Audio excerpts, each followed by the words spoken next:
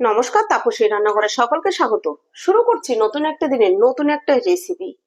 আমি সামান্য উপকরণ দিয়ে, ঘরে থাকা উপকরণ দিয়ে আমি বানিয়ে দেখাবো একদম পারফেক্ট বেকারি বা দোকানের মতো খাস্তা ও মুচমুচে, দেখুন, একদম ক্রিস্পি নিমকি।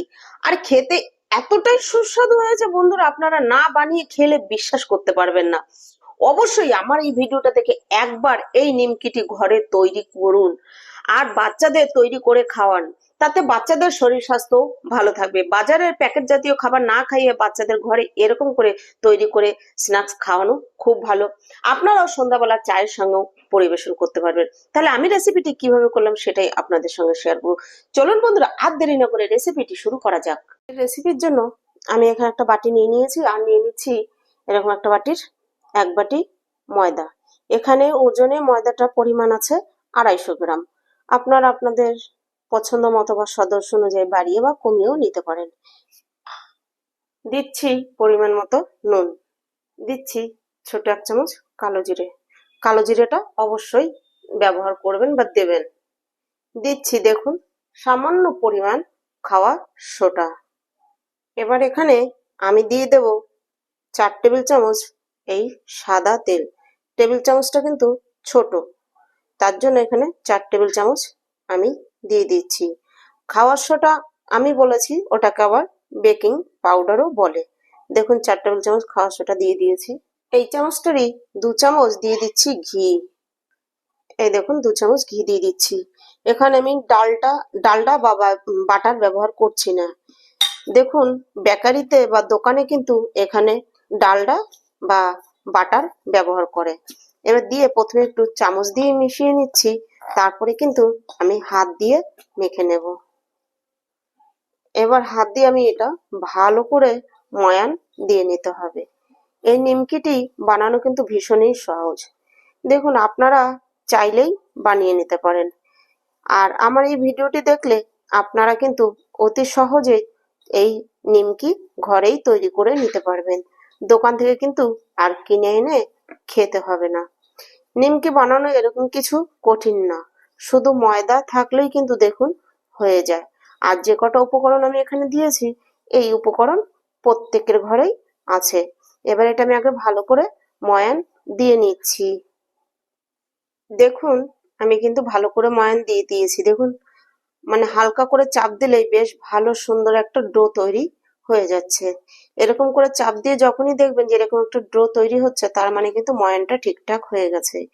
এবার আমি এখানে অল্প অল্প করে জল দেব আর কিন্তু মেখে নেব।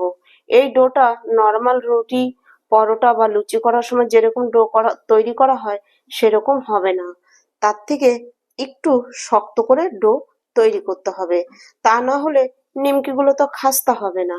এবার আমি অল্প অল্প করে জল দিয়ে ডোটা রেডি করে নেব। দেখুন আমি ডোটা তৈরি করে নিয়েছি কতটা শক্ত করে। ডোটা দেখলেই বুঝতে পারবেন ডোটা কিন্তু একদম মসৃণ হয়নি। যেহেতু একটু শক্ত করে মেখেছি তাই কিন্তু মসৃণ হয়নি। এবার ঢাকা দিয়ে রেখে দেবো 10 মিনিটের জন্য। 10 মিনিট পর ঢাকাটা আমি তুলে নিচ্ছি। দেখুন ডোটা একটু সেট হয়ে গিয়েছে। এবার ডোটা আমি চাটুতে একটু নিয়ে, পিঁড়িতে নিয়ে একটু মেখে নিচ্ছি। এবার এটা থেকে আমি লেচি কেটে নিচ্ছি। আমার যেহেতু রুটিবেলা পিঁড়িটা ছোট, তাহলে আমি সেইভাবেই লেচিগুলো কেটে নেব, যাতে আমার বেলার সময় এই পিঁড়িতেই হয়ে যায়। দেখুন আমি টোটালি যে 5টা লেচি কেটে নিয়েছি। এবার আমি তুলে প্লেট দিয়ে আবার ঢাকা দিয়ে রেখে দেব। দেখুন লেচিটা ভালোভাবে আমি একটু গোল করে নিয়েছি। এবার এটা গুঁড়ি দিয়ে বেলে নেব। এই নিমকি বানানোর জন্য এই ডোটা কিন্তু বা লেচিটা কিন্তু তেল দিয়ে বেলা যাবে না, গুঁড়ি দিয়ে বেলে নিতে হবে। একটু চাপ দিয়ে ডোটা যেহেতু একটু বা শক্ত থাকে, তার জন্য একটু চাপ দিয়ে বেলে নিতে হবে। দেখুন আমি কিন্তু এটা রুটির মতো বেলে নিয়েছি, তবে আমি দেখিয়ে দিচ্ছি। এই দেখুন রুটির থেকে কিন্তু পাতলা করে বেলেছি। দেখুন আমি এটা কিন্তু পুরো গোল করে বেলিনি, একটু লম্বা আছে। এবার আমি এই সাইড দিয়ে কেটে একটা চারকোনা শেপ দিয়ে নেব। দেখুন এবার সাইড থেকে যেগুলো বেরিয়ে যাবে এগুলো পরে আবার একটু বেলে নিয়ে কাজে লাগিয়ে দিলেই হবে। এবার এখান থেকে আমি কেটে নিচ্ছি। আমি কিন্তু খুব চওড়া করে করছি না, আপনারা চাইলে আপনাদের পছন্দ মতো শেপ কিন্তু দিতে পারবেন। একটু চওড়া করে করলে সেক্ষেত্রে একটু নিমকিগুলো চওড়া চওড়া হবে। এবার আমি এরকম করে পুরো নিমকির শেপ দিয়ে কেটে নিচ্ছি। এই দেখুন, দেখুন ঘরে ছোট বাচ্চা থাকলে তারাও কিন্তু এগুলো বানিয়ে রেখে দিলে যখনই বাচ্চারা বায়না করবে তখনই কিন্তু খেতে দিতে পারবেন, প্লাস চায়ের সঙ্গেও চা হিসাবে বিকেলবেলা সন্ধ্যাবেলা চায়ের সঙ্গেও কিন্তু আপনারা খেতে পারবেন। দেখুন এরকম করে কেটে নেব। দেখুন কি সুন্দর নিমকি শেপ হয়েছে। এবার এগুলো একটা প্লেটে তুলে একটু ছড়িয়ে রাখতে হবে। আর এগুলো একটা একটা করে তোলার কোনো দরকার নেই, এই দেখুন ছুরি দিয়ে এরকম করে দিলেই কিন্তু উঠে যাবে। আর কোনো ব্যাপার নেই যে একটা একটা করে আবার কতক্ষণে তুলবো, সময় লাগবে, কোনো প্রয়োজন নেই, এরকম করে তুলে দিলেই হবে। আর প্লেটে রেখে একটু ছড়িয়ে রাখতে হবে। দেখুন আমি একটা কড়াইতে তেল গরম বসিয়ে দিয়েছি, আর এই দেখুন নিমকিগুলো নিয়ে নিয়েছি। এবার দিয়ে দিচ্ছি। তেলটা হালকা গরম করেই কিন্তু এটা দিয়ে দিতে হবে। হাই গরম করলে সঙ্গে সঙ্গে নিমকিগুলো দেওয়ার সঙ্গে সঙ্গে কিন্তু কালার চলে আসবে, আর সেই ক্ষেত্রে খাস্তা বা ক্রিস্পি হবে না।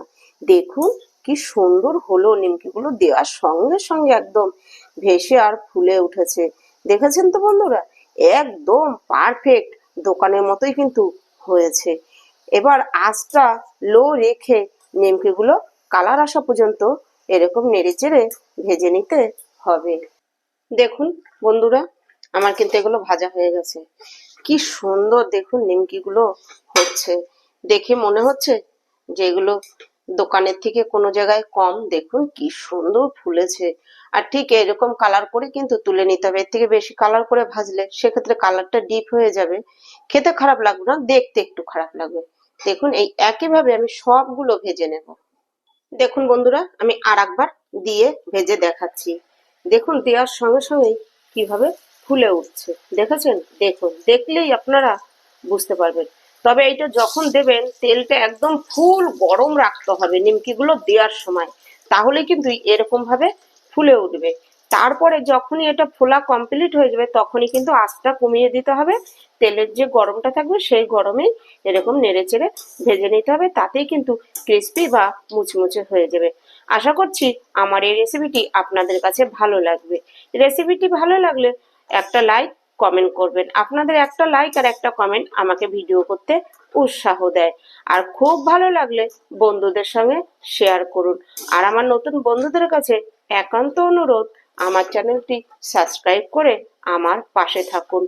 আর আপনারা এরকম করে নিমকি বানিয়ে যতদিন ইচ্ছে ততদিন পর্যন্ত কিন্তু সংরক্ষণ করে রেখেও দিতে পারবেন।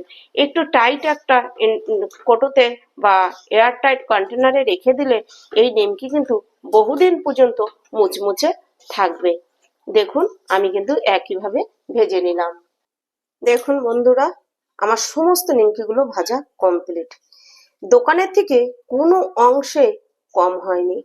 দেখুন বাচ্চাদের বাইরের প্যাকেট জাতীয় খাবার না খাইয়ে একটু হাতে সময় নিয়ে এরকম করে ঘরে নিমকি ভেজে দিন, এতে বাচ্চাদের শরীরে ভালো থাকবে, শরীর স্বাস্থ্য দিকে নজর দিন, নিজেরাও খান বাচ্চাদেরও খাওয়ান।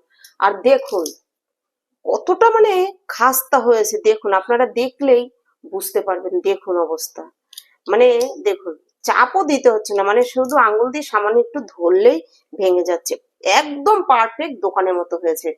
আর আমার এই ভিডিওটা আপনারা স্কিপ করে দেখবেন না, ভিডিওটা পুরোপুরি দেখবেন।